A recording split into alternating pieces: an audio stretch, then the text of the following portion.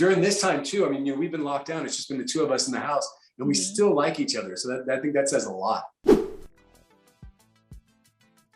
don't know. I mean, we're friends. Like, she's above everything else. She's my best friend. Like, she's the one that I like to spend the most time with. If something's happening, and she doesn't know about it, it doesn't feel like it's happening. You know, like, we're both very codependent, which I'm sure, you know, some of my therapist says, wow. No, I'm just kidding. We just rely on each other a lot. And I think we've been, during this time too, I mean, you know, we've been locked down. It's just been the two of us in the house, and we still like each other. So I think that says a lot. I mean, honestly, it's still going on. It's a lifelong thing that she's kind of, we're in the mode of trying to control things more than, you know, try and cure them. But I think, you know, we've learned a lot of perspective on those things.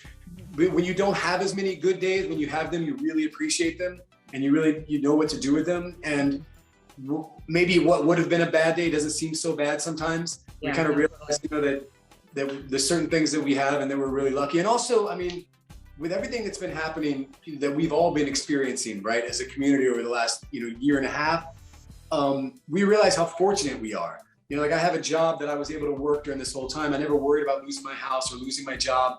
You know, we had food on the table. So with everything that was going on recently, I think we even realized how lucky, you know, we are, and with the relationship that we have and how we can take care of each other.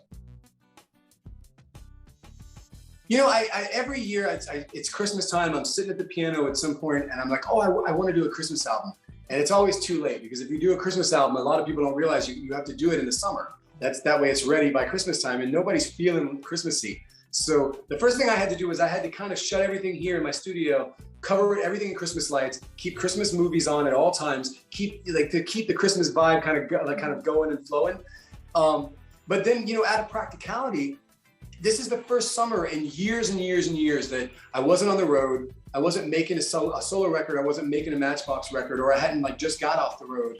And, you know, the last thing I could think about was digging into something like that. So everything I was home, and I could start writing these songs. I could start recording these songs. I could start reaching out to my friends who I also knew were home, and they could join me and play on it. You know, it was serendipitous, like all good things are.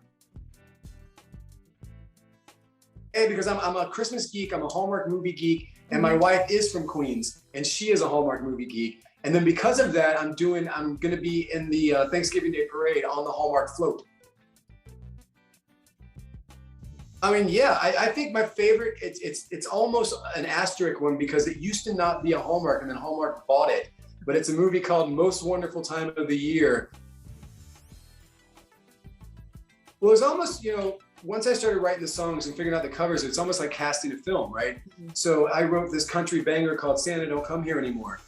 So Brad Paisley, that was a no-brainer, that voice and the way he plays guitar. I did a song by Ray Charles called That Spirit of Christmas. So you definitely reach out to the gospel legend, B.B. Winans, and have him come in to sing with you.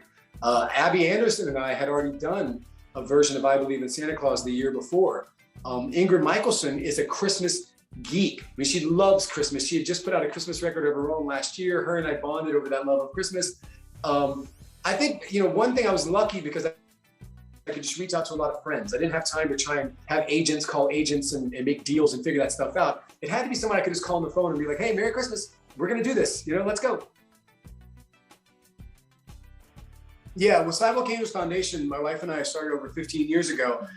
We've been able to help, you know, over 30 different organizations get medical facilities built, get runs built, you know, build structures with giant rescues, helping with organizations around the country, like organizations that will take in homeless people with their animals, or battered women's shelters that will take women with their animals. A lot of people don't have places to go because they'd rather be on the street than leave their pets.